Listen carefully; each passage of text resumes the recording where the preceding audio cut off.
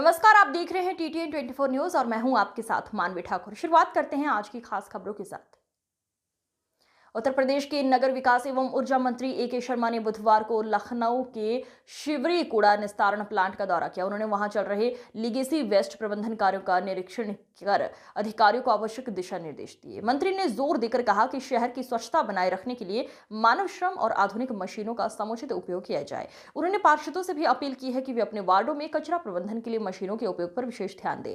शिवरी में कूड़े के पहाड़ का वैज्ञानिक समाधान। मंत्री ए.के. शर्मा ने बताया कि शिवरी में पिछले 10 वर्षों से लखनऊ का कचरा डंप किया जा रहा था, जिससे 18-19 लाख मीट्रिक टन का कूड़े का पहाड़ बन गया था। ये 50 एकड़ से अधिक क्षेत्र में फैला हुआ था, जिससे आसपास के ग्रामीण इलाकों में गंदगी, दुर्गंध और मच्छरों की समस्या बनी हुई थी। साथ ही नगर निगम के लिए कचरे के उचित निस्तारण की चुनौती बढ़ रही थी। शिवरी कूड़ा प्लांट का दौरा किया, इसमें क्या कहना चाहिए?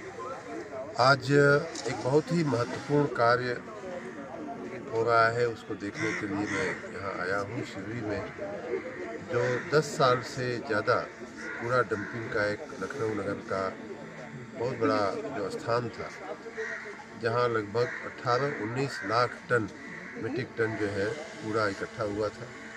कूड़े का पहाड़ था, 50 एकड़ ज़मीन पर वो कूड़े का पहाड़ फैला हुआ था और लगभग 1 दशक से ज़्यादा के समय से यहाँ के इस गांव के, शिवरी गांव के आसपास के गांव को वो समस्या पैदा कर रहा था।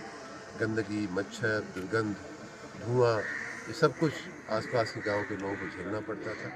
और साथ ही लखनऊ नगर निगम की, चूँकि यहाँ कूड़े की प्रोसेसिंग ठीक से नहीं हो पाती थी, इसलिए कूड़े का निस्तारण जो है लखनऊ नगर निगम का, वो भी सक्षम ढंग से नहीं हो पाता था।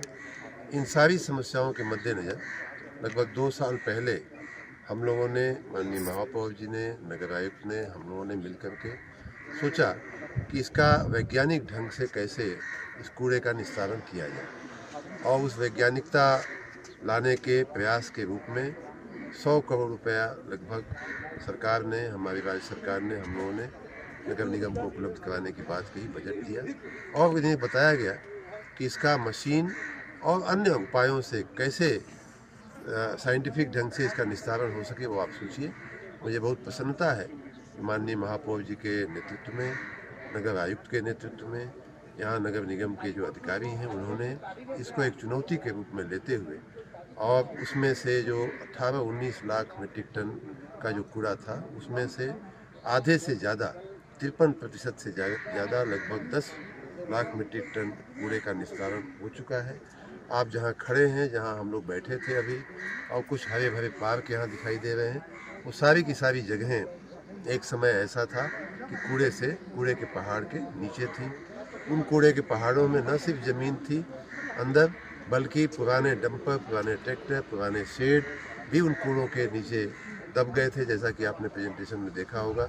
मैं इस पूरी टीम को, नगर निगम को बहुत बहुत साधुवाद, बधाई दूंगा कि इन्होंने इसका वैज्ञानिक ढंग से निकालने का, निस्तारण का प्रयास किया है और सफल रहे हैं। इसमें कुछ पार्ट बायो रेमेडिएशन से होता है, कुछ आपने जैसा देखा कि यहाँ और भी कुछ प्रयोग होते हैं जो RDF का प्रयोग होता है, जिसमें से उसी कूड़े में से कुछ ऐसे सामान, कुछ ऐसी चीज़ें निकलती हैं जो ज्वलनशील होती हैं, जिनसे आगे किसी फैक्ट्री के लिए ईंधन पैदा किया जा सकता है।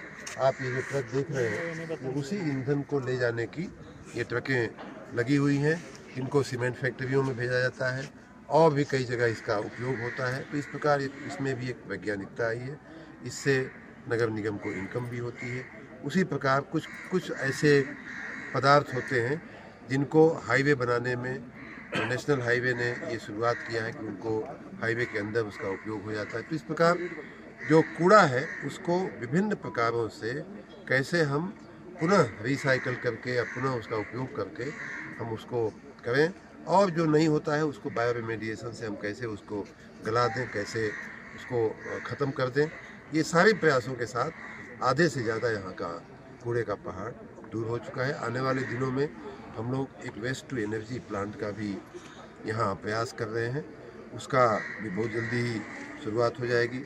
साथ ही यहाँ जो भी सौर ऊर्जा, जो भी ऊर्जा लगती है, जो भी बिजली लगती है, उसको भी सौर ऊर्जा का संयंत्र लगा करके, जैसे ये शेड है इसके ऊपर हम सौर ऊर्जा उत्पादन कर सकते हैं। जो जगहें, ज़मीनें खाली हुई हैं पहाड़, कूड़े के पहाड़ से, उन जगहों पे सौर ऊर्जा के हम संयंत्र लगा सकते हैं।